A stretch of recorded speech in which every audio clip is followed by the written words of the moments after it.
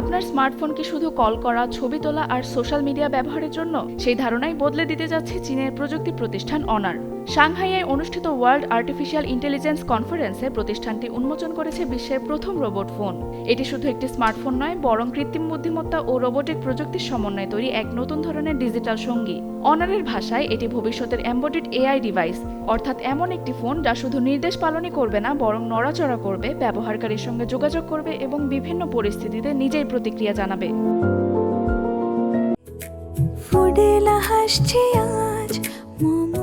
ফুডেলা একটি নাবিল পণ্য।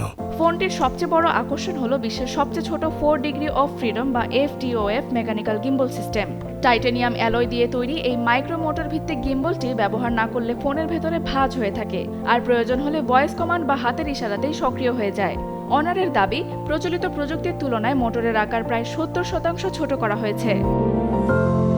এই গিম্বল ক্যামেরাটি 360 ডিগ্রি পর্যন্ত ঘুরতে পারে এবং এআই প্রযুক্তির সাহায্যে ব্যবহারকারী বা যে কোনো বস্তুকে স্বয়ংক্রিয়ভাবে অনুসরণ করতে পারে।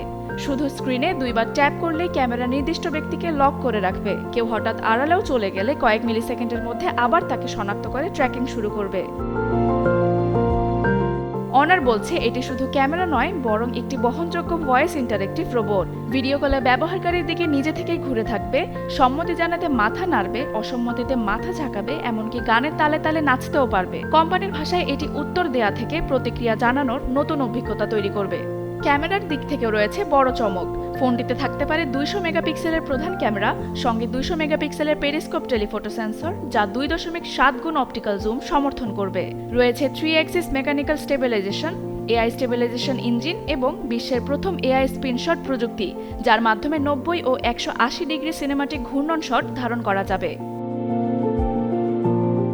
অনার এবার ক্যামেরা প্রযুক্তিকে আরও এক ধাপ এগিয়ে নিতে হাত মিলিয়েছে বিশ্বের বিখ্যাত সিনেমা ক্যামেরা নির্মাতা ARRI এর সঙ্গে। এই অংশীদারিত্বের ফলে ফোনটিতে যুক্ত হচ্ছে ARRI কালার সায়েন্স, নতুন সিনেমা মোড এবং এমন ইমেজ প্রসেসিং প্রযুক্তি যা মোবাইলে সিনেমার মতো রং, আলো ও ডাইনামিক রেঞ্জ দেওয়ার লক্ষ্য নিয়ে তৈরি করা হয়েছে।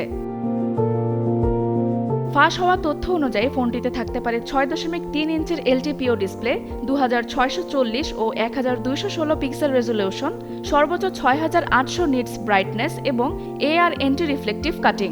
পারফরম্যান্সের জন্য থাকতে পারে স্ন্যাপড্রাগন 8 Elite Zen 5 চিপসেট, সঙ্গে অনারের নিজস্ব C1, E2 ও H1 প্রসেসর।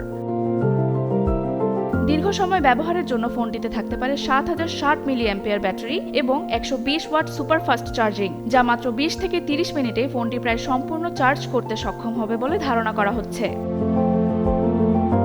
অনার এখনও ফোনটির সম্পূর্ণ স্পেসিফিকেশন ও দাম আনুষ্ঠানিকভাবে প্রকাশ করেনি, তবে বিভিন্ন সূত্র বলছে 12 আগস্ট ডিভাইসটির আনুষ্ঠানিক উদ্বোধন হতে পারে। চীনে এর সম্ভাব্য দাম হতে পারে প্রায় 15,000 ইউয়ান, অর্থাৎ প্রায় 2200 মার্কিন ডলার। প্রাথমিকভাবে এটি শুধু চীনের বাজারেই বিক্রি হবে। বিশ্লেষকদের মতে এই রোবট ফোন শুধু আরেকটি নতুন স্মার্টফোন নয়, এটি ভবিষ্যতের এমন এক মোবাইল প্রযুক্তির সূচনা যেখানে ফোন হবে ব্যবহারকারীর ক্যামেরাম্যান, সহকারী এবং ব্যক্তিগত রোবোটিক সঙ্গী, সবকিছু একসঙ্গে।